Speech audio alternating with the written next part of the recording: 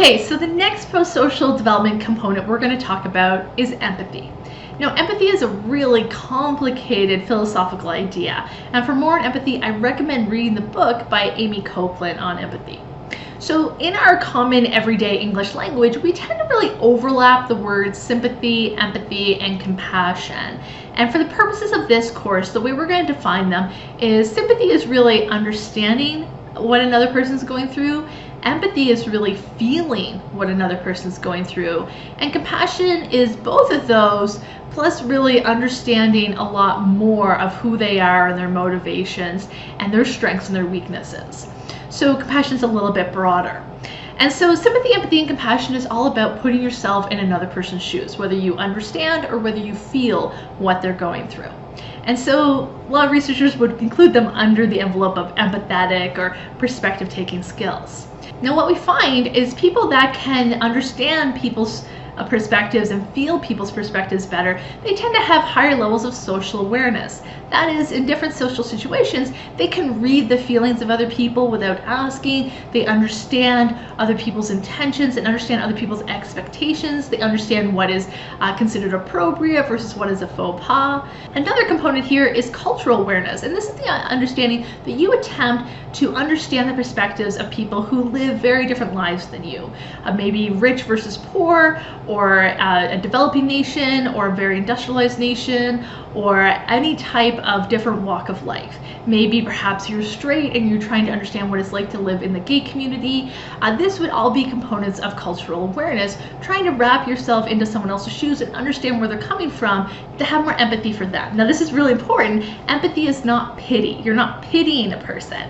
It's not that you're looking down on them in a patronizing way. It's more that you can understand both their strengths and their weaknesses and their dignity and their worth, and you get it. And so this is something that we may never truly get because of privilege and power hierarchies in society, but attempting to understand and attempting to be empathetic and understand what someone else is going through listening and through amplifying their voice is something we can work at through empathy. And so we find that individuals that have higher empathy, they tend to display higher prevalences of helping other people because they get what the other people are going through, or they show more comforting because they feel that emotional distress, or they display higher levels of kindness. So empathy is a really complicated idea. We're not going to master it in this course, but I do want us to understand two subcomponents of empathy, and that is the cognitive components as well as the emotional components. And so the cognitive components, there's two main cognitive components of empathy. The first is perspective taking. And so this is really understanding another person's mind. So if you're playing chess with another person, or checkers, or even tic-tac-toe, can you anticipate what their next move is? Can you anticipate their strategy? That's perspective taking. Even young children as young as 4.5, they often are really good at understanding people's perspectives and doing what we call as theory of mind, understanding that people don't always think the same as they think.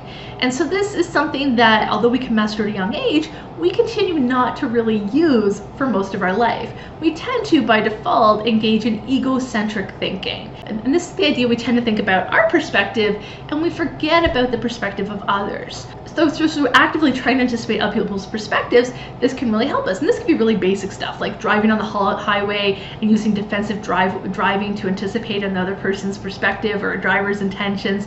Perhaps you think someone's going to change lanes even though they don't have their signal light on. It could also be really complicated through understanding what people believe in terms of politics, or what people believe in terms of religion, and trying to understand why they believe things differently than you. And so we see this start off really early on. Again, when we do the laboratory tests and researchers are dropping objects and infants will pick up the object, that is showing they can take our perspective. We can even do more complicated tests with infants where there's two objects and the infant has to try and understand which object the researcher is trying to aim for. And infants are actually really good at this. So perspective taking is something we can start to do early on, but we never really fully master unless you work at it throughout the lifetime. The second component here is fantasy. And so this is not just that you can understand your opponent's next move in tic-tac-toe, but it's that you can imagine new scenarios they might be in.